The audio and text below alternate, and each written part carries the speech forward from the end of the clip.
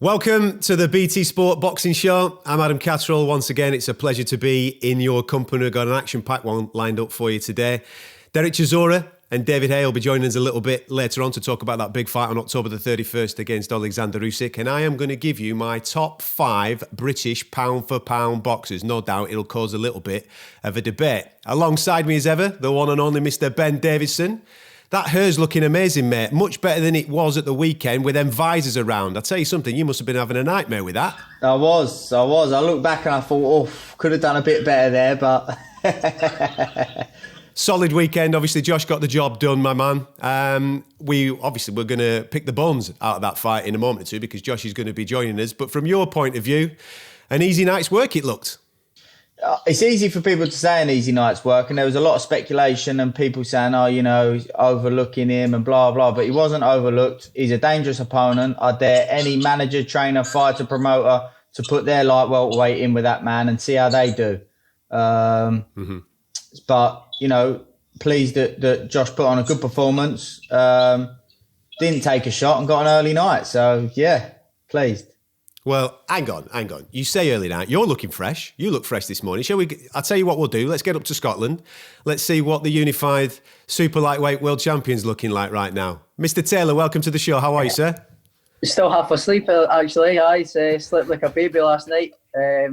Usually it's kind of all rolled into one big long day. I never really sleep great the night before fights, and I can't sleep after the fights. I'm always up with the adrenaline. So I kind of, as soon as I got home last night, I was straight into bed and crashed out.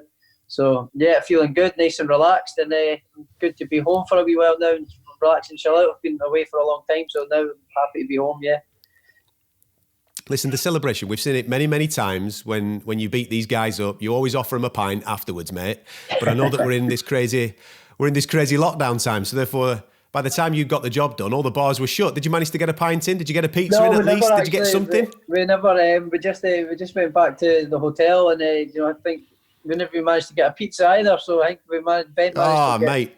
We got a McDonald's, which was a huge letdown, but it was better than nothing. I felt sick after it as well, because I'd been eating well for like 4 months, and then stuck that in my body, and it was just like, But it was good to have a McChicken sandwich and some chips and that, it was quite good at the time. But 10 minutes later, I felt like a pile of rubbish. Well, let's have a look at the fight, mate. It didn't last that long. Obviously, you got him out of there in the first round. We've got a couple of clips here for you and Ben to talk through. But I'll come to you first of all, because obviously Ben will give his analysis in a moment. You're in there, obviously, the experience of fighting behind closed doors, a pretty new one for you. You've normally got tens of thousands of people behind you cheering you on. So talk me through the whole experience, obviously the night itself, and then when you get in there with Khongsong, you take care of him quite comfortably with that beautiful body shot. Yeah, well, when we got there, it was we had a nice long warm up. So I was warming up for a good, 45 minutes, so close to an hour actually, just moving around and keeping my head right, and keep getting my head in the fight game, and you could hear the fights outside going on, and the grunting and the screaming going on with other fighters warming up and all that, and it was very alien experience. It was no hearing any crowd, but the fight itself, it was relatively straightforward. I actually said to my amateur coach the night before the fight, I said, I think he's going to come out and try and put it on me straight away. I think he's going to try and go on the front foot. And he launched a 1-2 on straight away, and I thought, oh wow, I don't want to be letting this guy, come and have a whack away at me, because he'll take my head off if he catches me.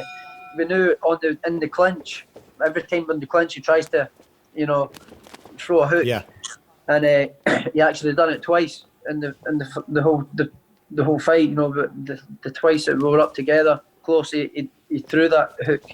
And the second time he done it, I got underneath it and pushed him against the ropes, and I caught him with the body shot on the ropes, which I felt sinking right in.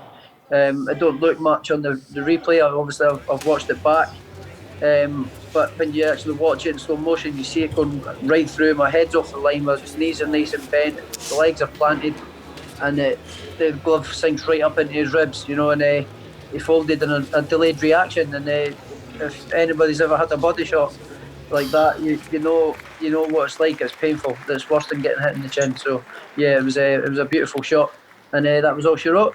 Ben, you saw on Josh's face there at the end. Yeah, it's a first round knockout. Most fighters are absolutely delighted.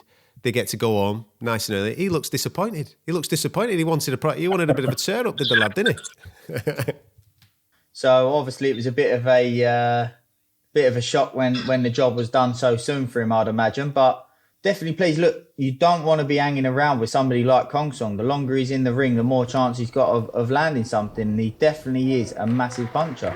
But I was overly pleased that Josh got it done in the first round, but without forcing it. He was smart, didn't take a shot, didn't force anything, and took his moment, and that was all she wrote.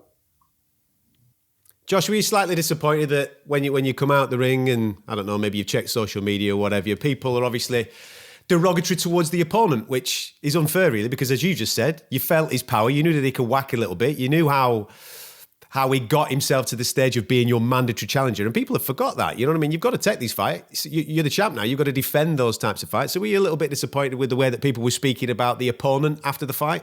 Yeah, sometimes, sometimes in boxing you can't win no matter what, you know. I did what I was expected to do, and I'm still not getting credit for it. You know, if that fight had went the distance, or, he had maybe caught me a couple of shots or this and that, it would be, oh, he should be blowing this guy away, and or he's crap, and this and that, and you can't win with some people and boxing fans. It doesn't matter what happens, like it's just there's people you just aren't happy. The people are saying taking a dive and this and that. People that it's mad. Some of these people have never thrown a punch or felt a punch in their life, and they're doing things like that. But it's part of the game. I know, and other fighters know that what it's like. And people that know boxing know that shot was a sickening shot, and that is what it is. It was my mandatory defence. Let's not forget, to be a good fighter to become the mandatory challenger. Mm-hmm. He was expected to compete in that fight, and he won, and he knocked the guy out, Kondo. So it just goes to show, but anything can happen in boxing. So I'm happy with the way it went. It's just the way it is. I'm used to not getting the credit I deserve anyway. So that's the way it is. Check this out for a stat. We spoke fight week last week. It's now obviously improved. Your last 5 opponents have had a record of 110 wins, 1 loss. That 1 loss was only Postol's defeat to Terence Crawford. You don't fight tin cans, do you, mate? No, that's it. It's just kind of been the motto of my career so far, isn't it? I'm fighting, just stepping up all the time, and the next one's hopefully the big one, and it's just it's been just a rapid rise to where I am at the minute. It's just been almost a vertical climb. It's just it's mental. When I sit back and think about it, what I'd achieved, which was for the first time in my career, was in lockdown. When I had a bit of downtime, thinking about what I'd achieved, and the belt's sitting there, and I'm like, wow, I've done all right. I've done all right in a short space of time. So yeah, I'm happy with what I've done, and but hopefully get that big fight now, and which is just amazing. No, absolutely, and it's good to hear your promoter in Bob Arum and Top Rank talking about them wanting to make that big fight with Jose Ramirez, because that's the reason why you signed with him. The reason why you went there is because he's there, and we live in a crazy world in boxing sometimes, with politics getting in the way of certain fights being made. Hopefully now, that fight is next for you. Yeah, hopefully. I mean, everything's easy to make. Myself and Jack Catterall were with MTK. So, and then myself and Ramirez are both with Bob Arum. So it's pretty easy to work out. There's not too much obstacles in the way to get something sorted out. So hopefully we can get the fight made, and we can get that fight on, and that's the one next. It's exciting times. So hopefully I'm in the. I know hope can be a bit of a pain in the backside and a bit of a false sense of security, but I am hoping that this one can be the next one. Ben, when have you got him back in? When is he allowed to put the McDonald's down? When's he got to be back in doing his bits, preparing for obviously the Ramirez fight?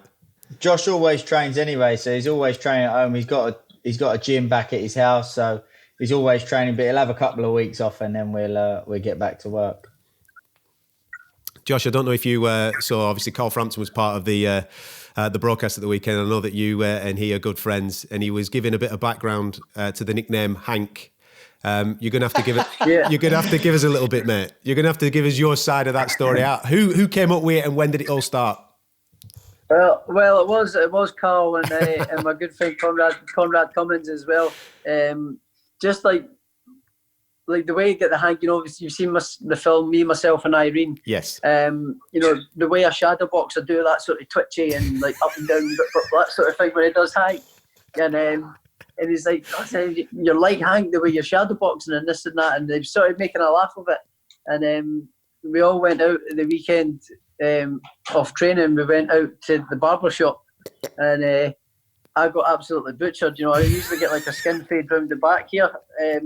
But they done the top as well. But the way they done the top, it was almost like a flat top, like completely butchered. And it was like a Hank, and he was himself laughing, in front. He says, "Now you are Hank." He was taking pictures of me and this and that. And then obviously I went to the gym on the Monday and shadow boxing before sparring, and he's shouting Hank and this and that. And then it just stuck, and it's just that. It's just stunk. And it actually, I think it does fit me a little bit because I am a bit like Hank. It's mad. I've got two sides of me. One side of me is very laid back and placid, and one side of me is mental. So it's quite a good nickname, actually. Yeah. You kind of need those split personalities, don't you, Ben, to be an elite level fighter? You need to be able to obviously be a normal operator at home around normal people, but when it gets down to business, you need to be able to flip the switch, and this guy most certainly can do it. Yeah, that's right. You've got to be slightly touched. And Josh is definitely slightly touched.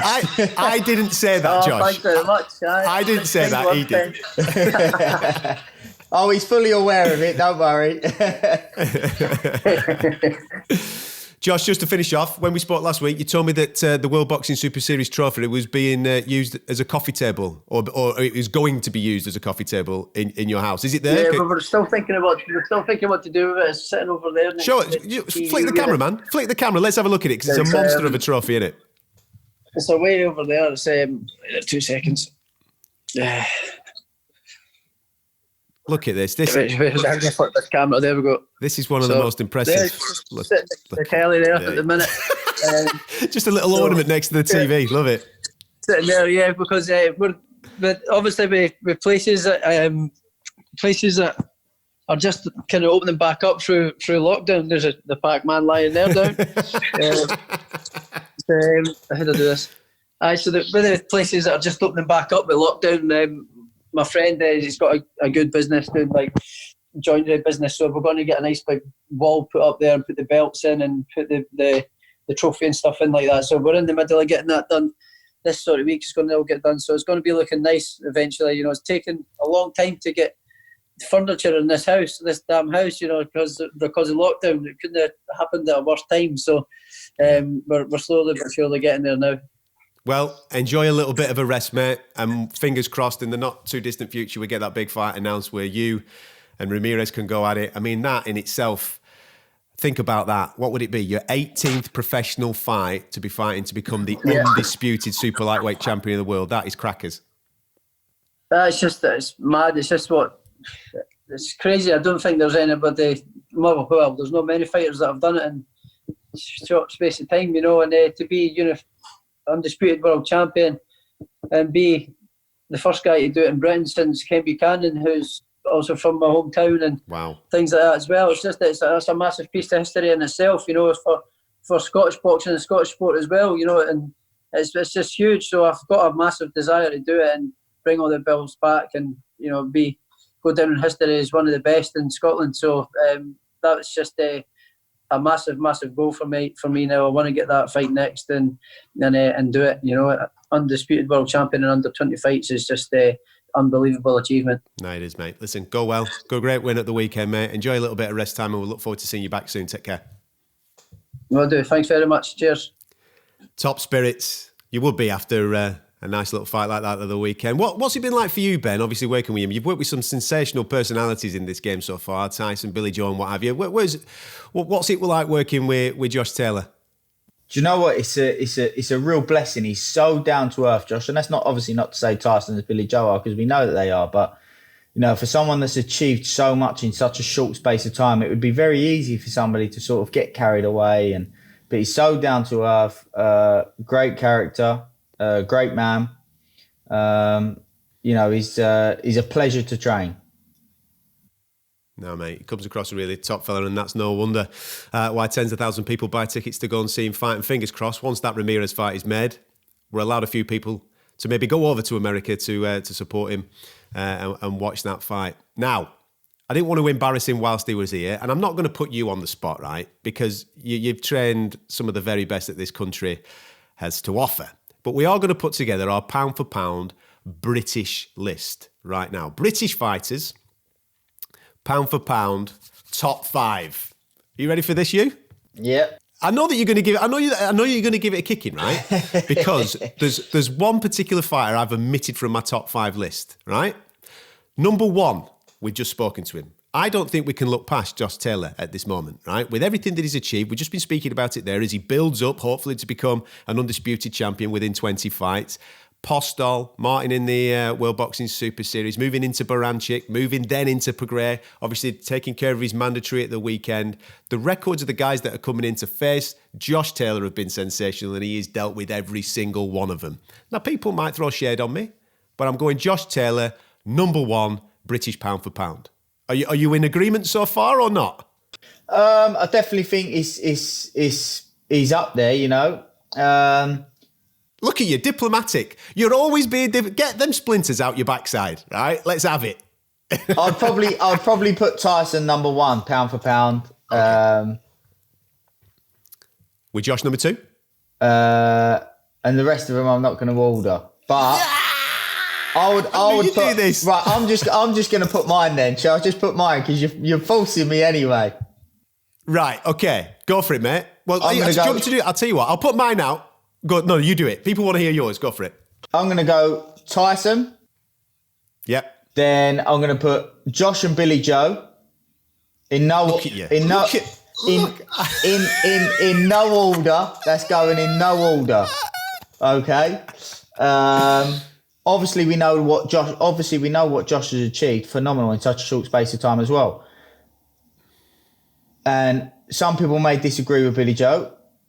And some people may disagree with Josh and Tyson's position as well. But I know Billy Joe, given the opportunity, would seize it. He just hasn't had the opportunity yet. So, yeah, Tyson number 1, Josh and Billy Joe, they're in no order with them two. I'm then going to put Anthony Joshua. Mm-hmm. And I'm then going to put Callum Smith and Warrington's a difficult one. It is a difficult one. So look, your top 5 has got 6 people in it. That's what you've just done. Yeah. You've copped it. It has. You've copped it. You've copped it. Right, I'm going Josh Taylor number 1, Tyson Fury number 2, Josh Warrington number 3, AJ number 4. Carl Frampton's got to be in there, mate. The things that man has achieved, and he's still going, chasing opportunities at 3 weight levels. I'm telling you, Carl Frampton's in it for me. The argument about Billy Joe, I get it, right? Because he is probably the most talented out of the lot. And that's no disrespect to the others. He is a sensationally talented fighter. But you've talked about the opportunities there, right? And he probably hasn't been given them or whatever it may be, and they've not materialised. But for the other guys, it has. The other guys have fought the ultimate guys in their division, haven't they? They've come through those fights, and that's why I've created that top 5 list as I have, because it's based on the guys that they've already fought. Billy Joe Saunders, I'm on record saying that I think he, out of everybody in the world right now, he's the one most equipped to be able to beat a Canelo. But he hasn't been given that opportunity, or he's not had that opportunity given to him at this moment. If he does, and he does it, he'll probably go to my number 1, mate. That's how highly I rank him. Yeah, it's just a shame that he hasn't been given the opportunity, you know. And you know what? At middleweight right now, if he went to middleweight, put Canelo in there as well, he cleans the whole division up, and I don't even think it's a difficult task for him. He's just... Yes, I love it. But, for me, obviously, I know what he's capable of. So he has to be in that top 3 in any order. He has to be, for me. Okay. I'm not letting you have 6 in the top 5, so pick between Callum Smith and Josh Warrington. One sec. In fact, you've put 7 in there, haven't you? No. No, you didn't. You didn't put 7 in there. You put 6 in there. Go on. Between Warrington and Smith. Callum Smith, Josh Warrington, go. I'm going to have to go Warrington. Mate, against Selby and Frampton, those victories were sensational. That's no disrespect to Callum. That's the reason why. And Carl Frampton, 100%. I agree. I would just say that because of the Warrington win, he has to slide in there in front of me. And I think what AJ's achieved, he has to be in there as well.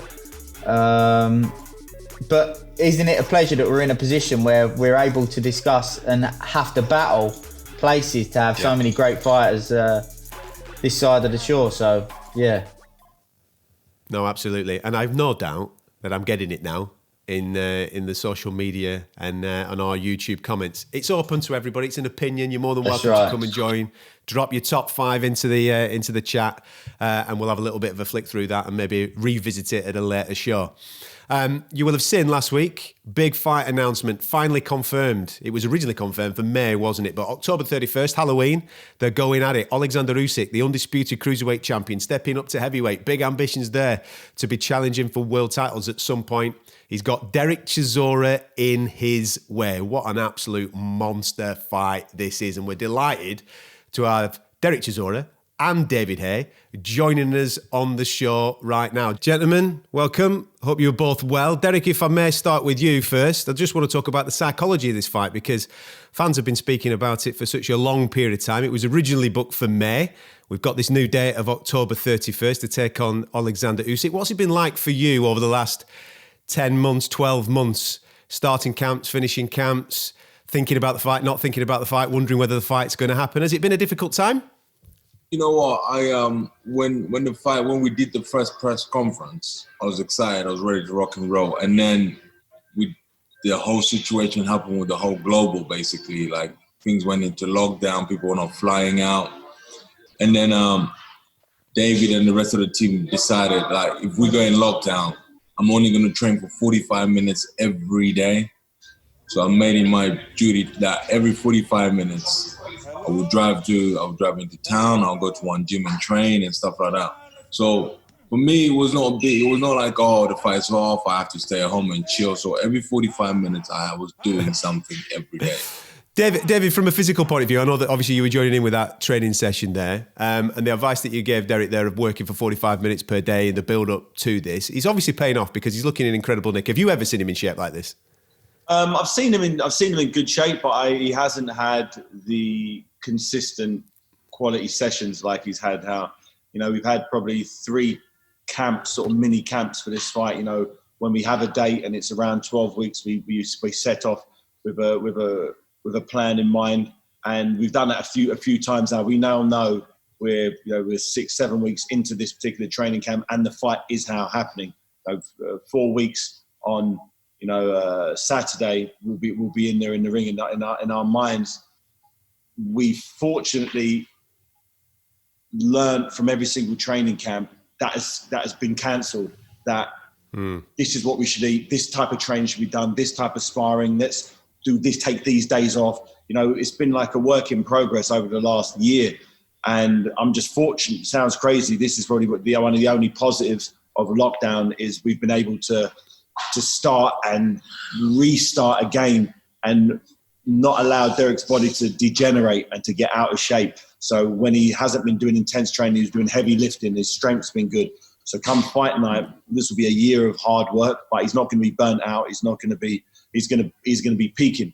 And that's what we need. Nothing other than peak, perfect Dereck Chisora. Dereck Chisora we've never seen before. I don't expect you to give away the tactical approach to the fight, so that's why Ben's here. Ben, if you were in Dereck's corner, how would you approach this fight with Oleksandr Usyk? Well, straight away, obviously, Dereck's advantages are the physical attributes. So I think the key thing for me is for Dereck not to get caught in sort of no man's land where he's half pressing the action, but not really dictating the pace, which is sort of what Gassiev did If Dereck can press, but press heavy and really aggressively and be really, really forceful, really force his physical attributes upon the fight, I do believe that he stands in a chance. But, you know, I know Dereck's not known to be a slick boxer, but Tony Bellew at times forced Usyk to get a little bit greedy, made Usyk force a few things, and then almost forced Usyk to close the gap for Bellew, as opposed to Bellew do the same sort of thing where he half pressed Usyk. So I think you've got to be the one to be dictating with Usyk, not allow him to dictate and box circles around you. So there's various ways that Dereck can go about it, but it's key that Dereck obviously gets to mid to short range, but it's how he does that. There's a couple of options for him to do that, but he just can't get caught in no man's land, half pressing the action, but allowing Usyk to dictate. Gents, you go along with that? Yeah, I couldn't agree more. The last place you want to be against an Olympic gold medalist is at the end of his gloves. You know, you need to stay on his chest. You need to get your feet close to his. You got to rough him up inside. You got to hit him wherever you can hit him. He's not going to give you a clean shot on his chin. So you're going to have to punch through his gloves, hit his arms, elbows, hips, back of the head, kidneys. You got to get real rough, down and dirty, and grind it out of this guy. Force Usyk, who's a masterful boxer, to have a fight. The moment you have a boxing match with a boxer, you're going to come off second best. Drag him into a fight. Force Usyk to fight. Dereck's doing it. Dereck's got the trickiest southpaws you could possibly think of, trying to best to run rings around him. And they're not doing it successfully. Dereck is tracking people down. It's going to be like trying to run away from a mudslide, and it's just grabbing your feet, and you slowly but surely, it's up to your knees. You're trying to get out of it. It's up to your waist. What do? You got to turn and try and swim in it. And once Usyk starts trying to swim with what Dereck brings, it's going to be very, very uncomfortable and painful. And Usyk isn't used to having to dig deep. He's not used to being roughed up continuously, have people leaning on him, pushing, pulling. He's going to have to do something he hasn't done before, and it's going to be very, very uncomfortable for him. And I don't think Usyk's training for this fight as he would do for Anthony Joshua. I believe Usyk in his mind believes he's so superior to Dereck that he's just going to do what he usually does and outbox him. But Dereck isn't going to try and box him at all. He's going to. That's it. The moment we try to box, we lose. So this is not a boxing match; it's a fight. Dereck, every time you mentioned the word war, fight, and dirty, your eyes lit up. There was a massive smile on your face. Ready? Okay, there it is again. There it is again. That's the only thing I know. You know, I always tell you every time, I can't box. I can only fight and go to war. You know, boxing. I leave boxing to those guys like Usyk and them. No, I can't box. I love fighting. Dereck, talk to me about the potential rewards of this, because we know where Usyk's at when it comes to the WBO situation in the heavyweight division. You beat him, that position's yours. And then we could be talking about you challenging for a world title once again. Yeah, you know, that's the whole point, you know, fighting this guy. He's the number one in the WBO. You know, that puts me back up there on top, you know, with the rest of like AJ, Tyson Fury, you know, Dylan White, myself, you know. So I'm just looking forward to this fight, you know, on Halloween Day. But before that, I'm just training hard, ready to rock and roll. I will give it all when it comes to that day, the 31st. Dereck always gives it his all, but you can only give what you have, and he's going to have more for this fight than he's ever had before. If you thought he gave a lot in the Dylan White fights or the fight against Carlos Takam, if you thought he was giving you a lot, which most people believe he was, he's just bringing more engine. His engine's bigger. His tactical game is better. So you're going to see a new and improved, you know, version of Dereck Chisora I haven't seen before. I've worked with him for a couple of years now, and the intensity, it feels like he knows this is it. This is his world title fight. No, we're not thinking about anything past this. This is it. How can you think about a world title fight when you're fighting someone who's never lost as a professional, won every single belt, WBA, WO, IBF, WBA, Ring Magazine, lineal champion, Olympic champion. What more? You know, that it doesn't get any bigger than that. And Dereck has the size advantage, and I think he's got the advantage of, you know, nobody believes Dereck's going to do it. So there's no pressure on Dereck.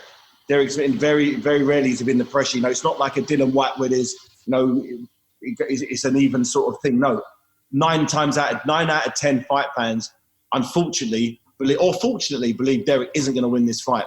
the one that, the 10%. Now we're in that 10% because we know something that we believe the rest don't know, and that's Dereck's going to put it on Usyk, and Usyk will not be able to deal with the heat. He won't be able to deal with it. David, just before you go, Daniel Dubois, Joe Joyce are supposed to be meeting each other. I know that date's been pushed back. You've got first-hand experience of working with Joe. Lots of the rhetoric coming into it is all about Daniel Dubois. How do you see that one playing out? I think it's a 50-50 fight. I think it's very, very even. I understand why the hype is there with Daniel Dubois. The punch power looks immense. The physical structure of him, his bone structure, to he ticks all the boxes in a young heavyweight who's going to be world champion, no doubt. Joe Joyce, Olympic silver medalist, should have really won gold there. Dodgy decision in the finals, but done everything right so far. Fought very good opposition. Bryant Jennings winning that fight in points at this stage of his career is a very good win. Now, although he was hurt with a body shot early, he rallied back. Bermain Stavern, former world champion, he beat him like a bongo. That was a real horrible fight to watch. So he's done everything asked of him. The Nathan Gorman fight for Dubois was a great fight. They're both proven to me everything you need to see. So I think it's a great domestic fight to see who's going to move on. The loser doesn't automatically not go anywhere though. I think it's like I see this fight very similar to George Groves and De Gale. The way they fought each other early on in their career. George pipped them on points, but they both went on to win world titles. I see this like that. I think both have the capabilities to win world titles, but it's going to be a tough fight. It's either Dubois early or Joyce by points. I think either Dubois stoppage, and if he can't stop Joyce has the boxing ability to get to the end and to probably pip it on points. But I can see it happening both ways. But a very, very good fight. Top stuff. Gentlemen, I'll let you get back to training. Dereck, loving you on social media at the moment, mate. Go well. Looking forward to Halloween. Should be a cracker. Halloween, fight night. This was it. Get it in. Get the beers in. Let's go and see it. Dereck. You're sick. Cheers, gents. Thank you very much. Thank you. That's all. Look at them two, Ben. I'll tell you something. There's some good morale going on there. David Haye, probably the perfect person to be around Dereck Chisora, preparing for a big fight with Oleksandr Usyk, a man that has obviously been there and done that at cruiserweight and attempted to step up and achieve big things at heavyweight himself. Yeah, I certainly do think it can be an interesting fight. I know a lot of people are writing Dereck off, and I completely understand why. But if Dereck is capable, and that's the question, if he's capable of bringing these physical attributes into the fight, it certainly bodes for an interesting night. That's for sure. Should be a cracker. October the 31st, Oleksandr Usyk taking on Dereck Chisora. What's next for you now? Josh did the business within 3 minutes. Do you guys get to have a beer and a pizza and put your feet up now and just have a bit of a chill? What goes on now? Or are we straight back in, preparing for hopefully the big unification? Josh will be back in a couple of weeks, 2 to 3 weeks. I'm in the gym currently as we speak. I've got Lee McGregor preparing for a European title fight against Karim Gurfi in just Lee's 10th fight. Also waiting to hear from Frank Warren and BT Sport on a date for Shabazz Massoud. So, yeah, still busy. Back to action right away. Ben, thank you very much for joining me once again, my man. Make sure you subscribe to the channel. Therefore, you'll never miss out on any of our upcoming boxing content. And we'll catch you next time.